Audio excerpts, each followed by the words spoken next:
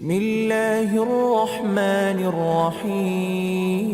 ایک کتاب جس کا میں نے کل شاید ذکر کیا تھا، یہ کتاب لکھنے والا کوئی کینیڈا کا رائٹر ہے جس کا نام ہے ولیم گارڈن۔ اس کی بہت ساری بکس آپ کو پی ڈی ایف فارمیٹ پہ گوگل پہ سرچ کریں گے، ولیم گارڈن۔ اس نے کتاب لکھی دا وار اگینسٹ دا فیملی۔ 20 سال پہلے اس بندے نے کتاب لکھی کہ یہ جو نظام ویسٹرن ورلڈ میں آیا ہے، اس نے سب سے پہلے اپنی باتوں کو منوانے کے لیے فیملیز کا اسٹرکچر تباہ و برباد کیا۔ اب یہ نہیں کہ 100% کی کتاب صحیح ہو، لیکن موسٹ آف دا پوائنٹس اس کتاب کے اندر ہیں وہ صحیح ہیں۔ اس نے گنوایا کہ پہلا پوائنٹ کہ پہلے فیملیز کے اندر دادا دادی بچے بڑا چھوٹا ان کا ادب پایا جاتا ہے۔ انہوں نے فیملی کے نظام کو تباہ کرنے کے لیے، کیونکہ ایک فیملی مقدس تبھی رہتی ہے جب اس کا تعلق کیا ہو، مقدس ہو، اور مقدس تعلق تب بنتا ہے جب مرد اور عورت اپنا تعلق نکاح کے ذریعے سے آپس میں جوڑیں۔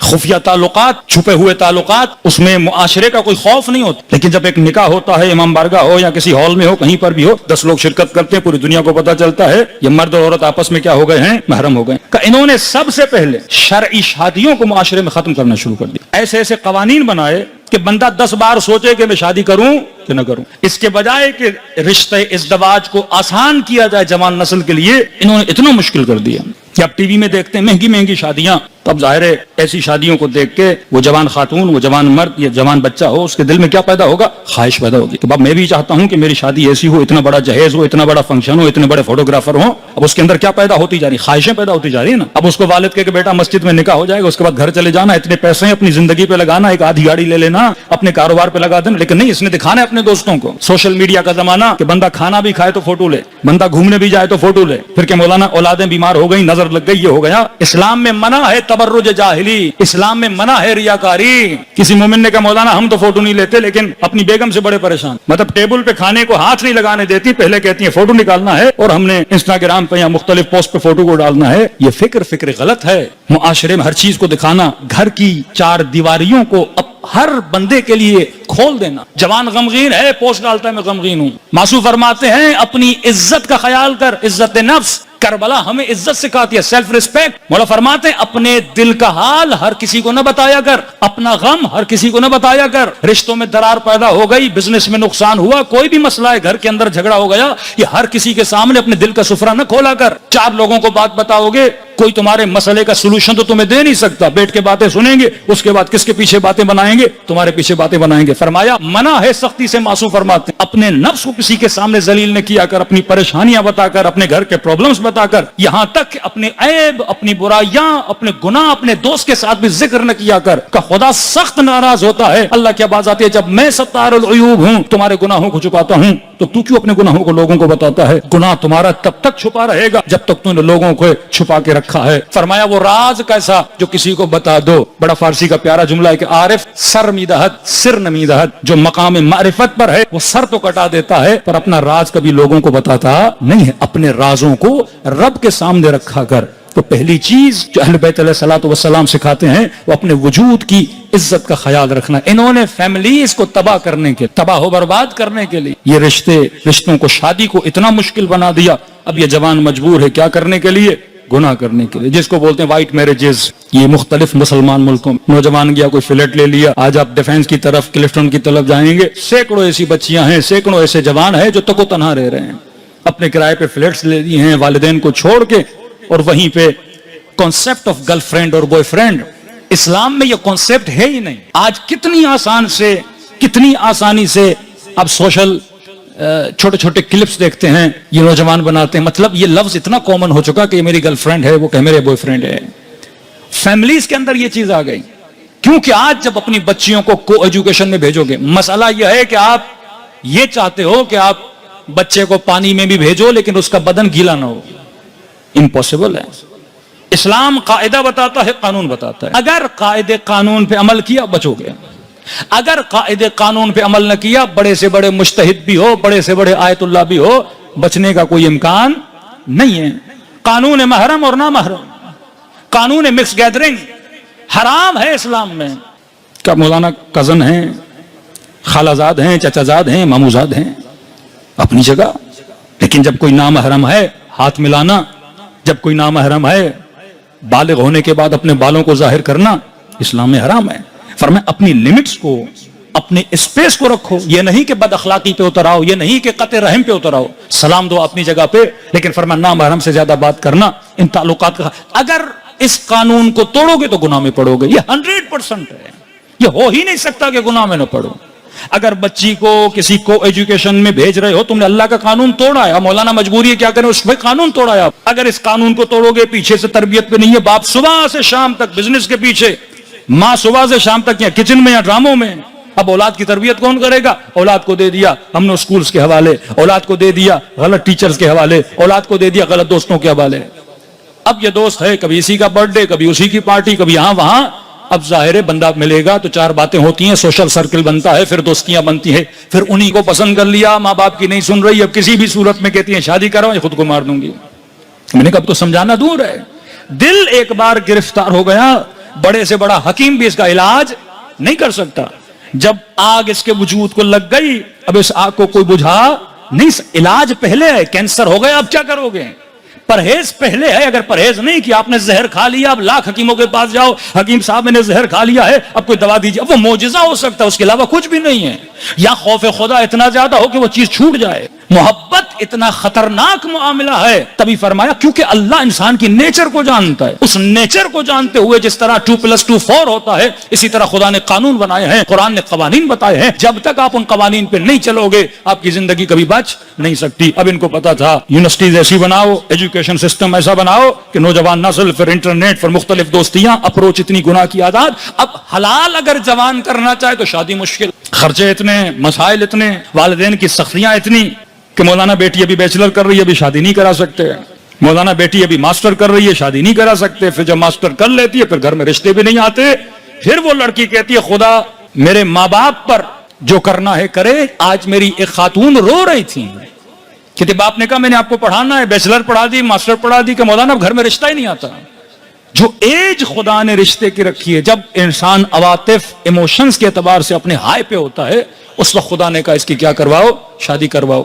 اگر آپ ٹائم پہ چیزوں کو نہیں کرو گے, ٹائم گزر جائے گا, اس کے بعد رشتے نہیں آتے, پھر یہ بچیاں گھروں کے اندر بیٹھ جاتی ہیں. تو انہوں نے ایک ایسا نظام بنایا, یہ نظام سوشل میڈیا کے ذریعے سے, یہ نظام حاکموں کے ذریعے سے, یہ نظام ان کی مختلف پالیسیز کے ذریعے سے آپ کی نسلوں میں آتا ہے. تو یہ لکھنے والا لکھتا ہے سب سے پہلے انہوں نے فیملی کو تباہ کرنے کے لیے حرام شادیاں, حلال رشتوں کو ختم کیا. سفید شادیاں, آپ چلے جائیے یو کے میں, یورپ میں, آپ دیکھیں گے ان کے اسکولز میں جتنے بچے ہیں ان کا ڈیٹا نکالیے. 100 بچے ہیں تو 70%, 60% بچے ایسے ہیں جن کے والد کا پتہ نہیں ہے. ایک ایسا معاشرہ جہاں زنا زادے بچے پیدا ہونے لگے. اب جب نسل بگڑ گئی تو معصوم فرماتے ہیں ولد الحیض اور ولد الزنا, کہ دل میں اہل بیت کی حقیقی محبت نہیں آ سکتی. یہ القابات کیوں دیے گئے؟ کیونکہ اگر کوئی رشتہ حرمت الہی کو مد نظر رکھتے ہوئے نہیں بنا, پھر اس کا نتیجہ برا ہوتا ہے. کیوں حضرت لقمان اپنے بیٹے کو نصیحت کرتے, بیٹا یہ توقع نہ رکھو اگر تم نے دانہ گندم کا ڈالا ہے تو جو اگے گی, یا جو کا دانہ تم نے زمین میں بویا ہے اب توقع کرو کہ چنے وہاں سے نکلیں گے. نہیں, جو بوگے ویسی چیز باہر نکلتی ہے. تو یہ قوانین اہل بیت, یہ وہ اصلاح جو امام حسین کرنا چاہتے ہیں. یزید کیوں بنا؟ پیچھے اس کی تربیت کا اثر ہے. کربلا میں اکبر کیوں بنا؟ اس میں ان کی بڑوں کی تربیت کا اثر ہے. یہ اثر اور تربیت ام البنین ہے کہ عباس جیسے بیٹے باوفا کربلا میں کھڑے ہیں. تو سب سے پہلے انہوں نے فیملی کو تباہ کرنا چاہا. فیملی کو تباہ کرنے کے لیے شادی مشکل کر دی تاکہ یہ حرام رشتوں میں پڑ جائیں. اور فرمایا کہ گھروں میں اب شادی تو کر لی, پھر اولاد پیدا نہیں کرتے. بالکل اولاد پیدا کرنے کا ریشو آپ ویسٹ میں چلے جائیں گے کم ہوتا جا رہا ہے. اب ظاہر انسان کے اندر محبت و الفت ہے, یہ بڑا ہو جاتا ہے, اس کو چاہیے کسی سے محبت کرے. پھر ان کی گودوں کو جانوروں سے, آج وہاں چلے جائیے کسی بھی پارک میں, کوئی گھر نہیں جس میں کتا نہ ہو, کوئی گھر نہیں جس میں بلی نہ ہو. دیکھیے کتے کی فضیلت میں بھی کئی باتیں ہیں, جیسے اس کی وفا. یہ اتنا خطرناک جانور ہے, بہت جلدی انسان کے دل کو کیا کرتا ہے, اپنی طرف راغب کر لیتا ہے. آپ کسی بھی جانور کو پالیں, اتنا آپ کا اس کے ساتھ اٹیچمنٹ نہیں ہوگی جتنا کتے کے ساتھ ہو جاتی ہے, کیونکہ اس کے اندر تبھی کا اس کو گھر سے باہر رکھو. کیونکہ اگر یہ گھر کے اندر آیا تو جس کی جگہ گھر میں ہونی چاہیے اس کی جگہ پر بھی کیا کر لے گا, قبضہ کر لے گا. ایک بلینر بندہ مر جاتا ہے, بلینز آف ڈالرز کی ملکیت کس کے نام کر کے جاتے ہیں انگریز؟ کوئی کتے کے نام پہ کر کے جا رہا ہے, کوئی بلی کے نام پہ کر کے جا رہا ہے. گھروں سے اولاد کو نکال دیا, شادیوں کا رشتہ ختم کر دیا, ان کے گھروں میں کتوں کو ڈال دیا. اور بھی انسان کی فطرت کو تباہ کرنے کے لیے انہوں نے LGBT ہم جنس گرائی. پورا قرآن میں ایک سورہ ہے سورہ لوط. ہمارے معاشرے بیماریاں ہوں گی چھپی ہوئی ہیں. آپ یہ کہو کہ وہاں شراب پیتے پاکستان میں کوئی نہیں پیتا؟ پیتے ہیں. ان کے معاشروں میں زنا ہے ہمارے معاشرے میں نہیں ہے. ان کے معاشروں میں ربا فساد فساق ہے کہ ہمارے معاشرے میں نہیں ہے. ان کے معاشروں میں غیر شرعی تعلقات نہیں ہے مولانا ہے کہ ہمارے معاشرے میں نہیں ہے. یہاں بھی ہے. تو مولانا اگر پاکستان میں شراب پی جاتی ہے یورپ اور UK میں پی جاتی ہے تو کیا فرق ہے میں یہاں رہوں یا وہاں رہوں؟ وہاں پہ بدحجاب ہے یہاں پر بھی ہیں یہاں رہوں وہاں رہوں. ایک فرق ہے انہوں نے ان چیزوں کو لیگلائز کیا ہے.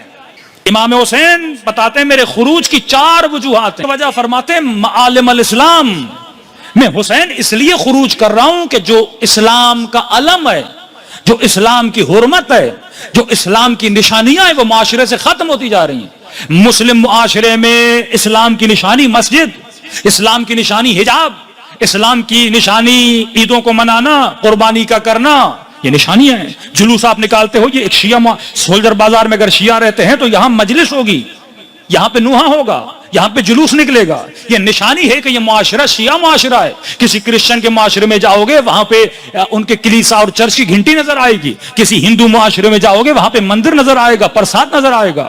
وہاں پہ شراب کو لیگلائز کیا گیا, وہاں پہ پروسٹیٹیوشن اور زنا کو لیگلائز کیا گیا. یہاں اگر کوئی نوجوان خدا نہ خواستہ شراب پیتا بھی ہے چھپ کے پیتا ہے کیونکہ معاشرہ مسلم ہے. 4 لوگوں کو پتا بھی چلے گا اس نے شراب پی ہے, یہ شرمندہ ہوگا یا چھپ کے گناہ کرے گا. لیکن وہاں شراب کی بوتل ہاتھ میں لے کر چلے کوئی بول بھی نہیں سکتا کیونکہ معاشرہ قبح گناہ. مولا حسین فرماتے ہیں معالم الاسلام ختم ہو رہے ہیں. سب کو پتا ہے یزید شرابی ہے پر قبح گناہ گر رہا ہے, زانی قبح گناہ گر رہا ہے. ایک مسلم معاشرے میں زنا عام نہیں ہونی چاہیے, ایک مسلم معاشرے میں شراب عام نہیں ہونی چاہیے. ہم جنس گرائی, LGBT, ٹرانسجینڈر, یہ سارے مسائل عام نہیں ہونے چاہیے. اب کس کے ذریعے سے آپ دیکھتے ہیں؟ ڈراموں کے ذریعے سے, لٹریچر کے ذریعے سے فطرتوں کو بگاڑا جاتا ہے, خراب کاریاں کی جاتی ہیں. مسلمان معاشرے میں رہنا عبادت ہے. سوال ہے کہ ایک بندہ UK میں رہتا ہے, ایک بندہ کراچی میں رہتا ہے. یہاں بھلے نماز نہ پڑھے کچھ بھی نہ کرے صرف رہے گا عبادت ہے کیونکہ نسل بچے گی. نمازی نہیں تھا, روزے دار نہیں تھا, کچھ بھی نہیں تھا, لیکن نسل مسلمان اس کی رہے گی. کافر معاشرے میں رہنا عبادت نہیں ہے کیونکہ وہاں کس کو خطرہ ہے؟ آپ کی نسل کو خطرہ ہے. وہ بچے دیکھتے ہیں اسکول میں جاتے ہیں شراب عام ہے, بوائے فرینڈ گرل فرینڈ عام ہے, گندے کپڑے پہننا عام ہے, اسکرٹ پہننا عام ہے, ٹراؤزر چھوٹے شرٹس پہننا عام ہے. تو وہ گناہ کیا ہوتا جاتا ہے؟ اس کے لیے نارملائز ہوتا جاتا ہے. یہاں کم از کم مسلم معاشرے میں رہو گے تمہاری نسلیں کیا ہو جاتی ہیں؟ بچ جاتی ہیں. مولانا جا سکتے ہیں, پڑھنے کے لیے جا سکتے ہو, کمانے کے لیے جا سکتے ہو, 4 years 5 years 6 years 7 years پیسہ کماؤ, پھر واپس ایک مسلم معاشرے میں آؤ تاکہ تمہاری نسلیں بچے. مولانا یہاں جان کو خطرہ ہے, امن و امان کا مسئلہ, عرب کنٹریز میں چلے جاؤ, کسی مسلم معاشرے میں چلے جاؤ جہاں تمہاری نسلیں بچ سکیں. تو پہلا کام انہوں نے کیا کیا؟ معاشرے میں زنا کو عام کیا, جس کے ذریعے سے لیگل شادیاں ختم ہو گئیں.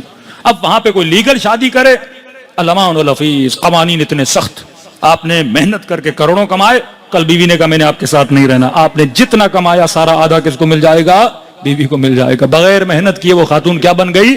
کروڑ پتی بن گئی. اب وہ کہتے ہیں ہم پاگل ہیں کہ ہم شادی کریں. بھائی ہم جب ایسے ہی تعلق رکھ سکتے ہیں بغیر شادی کے تو تعلق رکھیں گے, بچے بھی ویسے پیدا ہو جاتے ہیں. اور بچوں کی کیا ضرورت ہے؟ ایک کتا آپ رکھ لیجئے, ایک بلی ہم رکھ لیتے ہیں, بچے کی پیدا کرنے کی کوئی ضرورت نہیں ہے. تو معاشرہ بالکل فطرت سے ہٹتا گیا اور تباہ و تباہ برباد کر دیا. دوسری چیز ہم جنس گرائی. تیسری چیز فرزند اولاد کی جگہ حیوانوں کو لا کے رکھا. چوتھی چیز اس معاشرے میں فیمنزم کو بڑھایا. اب یہ ہم نہیں کہہ رہے, یہ ان کا رائٹر ولیم کہہ رہا ہے, کینیڈین رائٹر. کس طرح انہوں نے دا وار اگینسٹ دا فیملیز کو کس طرح تباہ کیا. فرمایا فیمنزم کو بڑھایا گیا. یہ لاہور میں دیکھتے ہیں 4 پاگل نکل کے آ جاتے ہیں اور عجیب قسم یہ نعرے کیوں لگاتے ہیں؟ تاکہ قبح گر جائے, بے حیائی عام ہو جائے. اگر ان کے اگینسٹ کوئی بات بھی کرتا ہے, آپ دیکھیں سوشل میڈیا کی, یہ لوگ سیلیبریٹیز کا ایک بہت بڑا ٹاپک ہے. اگر کوئی بندہ سیلیبریٹی بن جاتا ہے, ایک ہمارے مشہور نوح خان ہم سے ملے کسی جگہ پہ سفر میں, کہ مولانا بڑی سخت گفتگو کرتے ہیں نوح خانوں کے لیے. میں نے کہا سخت اسی لیے ہے کیونکہ آپ سیلیبریٹی ہو, آپ برانڈ ہو. آپ اگر عام نوح خان ہوتے, 4 لوگ آپ کو جانتے اور معاشرہ نہ جانتا تو پھر کوئی مسئلہ. جب آپ برانڈ بن جاتے ہو, جب آپ اب سیلیبریٹی چاہے کرکٹر ہو, چاہے سیاستدان ہو, چاہے کوئی آرمی کا فورسز کا بندہ ہو, اگر سیلیبریٹی بن جائے, مطلب ہر بندہ اسے جاننے لگے, نہیں کریں گے. آپ جیسے کپڑے پہنو گے لوگ, آپ امام بن جاتے ہو معاشرے کے, رول ماڈل کا مطلب. سب سے پہلے دشمن سیلیبریٹیز کو خریدتا ہے. کوک بیچنی ہے, پیپسی بیچنی ہے, آپ کے پاس نہیں آئیں گے. 1 کروڑ لے کے جائیں گے کسی کرکٹر کے پاس, جناب آپ اپنی شرٹ پہ ہمارا لوگو لگائیے. چنگم آپ نے چبانا ہے تو ہمارا, کپڑے پہننے ہیں تو ہماری کمپنی کا بیٹ آپ نے ہاتھ میں رکھنا ہے, کیونکہ آپ celebrity who, people will follow you, لوگ اس کو فالو کریں گے. اسی طرح جب ایک نوح خان سیلیبریٹی بن جاتا ہے تو لوگ اس کو فالو کرتے ہیں. میں نے کہا آپ اگر غلطی کرو گے تو آپ نوجوانوں کو بگاڑ رہے ہو.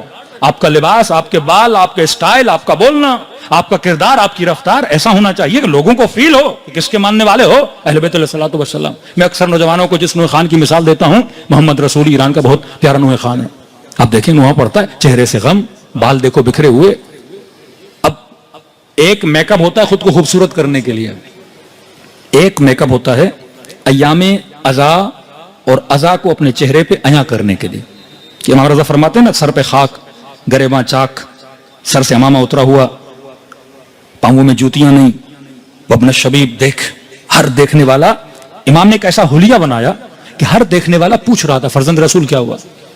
ایک میں نے نوحہ دیکھا, نوح خان کا, محمد رسولی کا, انہوں نے اپنے ہونٹوں پہ خاک لگائی ہوئی تھی تربت امام حسین کی, اور وہ ہونٹ بالکل خشک ہو گئے تھے, اور وہ نوحہ کس کا پڑھ رہے تھے, جناب علی اصغر کا نوحہ پڑھ رہے. دیکھنے والے کو فیل ہو رہا تھا جب علی اصغر پیاسے تھے تو ان کے ہونٹوں کے اوپر کیسی خشکی ہوگی.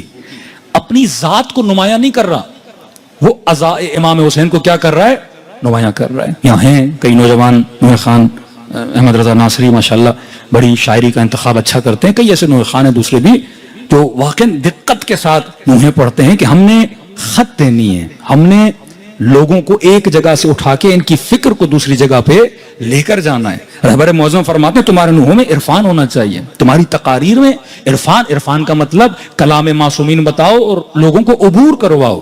جہاں ان کی فکر رکی ہوئی ہے ایک جگہ سے فکر کو اٹھا کے دوسری جگہ پر لے کر جاؤ. کل یہ جوان شادی کرے گا, اس نے ایک نسل بنانی ہے.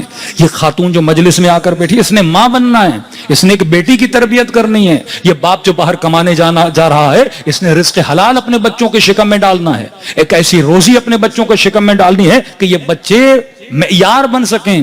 چوتھی چیز فیمنزم, کہ عورت کو ایک پروڈکٹ بنا دیا برائے لذت, عورت کو ایک پروڈکٹ بنا دیا برائے شہوت. آج فلم ہو یا ڈرامہ ہو, مختلف جگہ پہ شوبز میں چلے جائے کہ شوبز بندے سے پوچھ لیں ایک عورت کا وہاں پہ استعمال کیا ہے, صرف نمائش وجود, صرف نمائش زینت, کیونکہ مرد کو اس زینت کی طرف اٹریکشن ہے. لہذا کمرشلزم کا زمانہ ہے, کیپٹلزم میں ہم رہتے ہیں. ہر چیز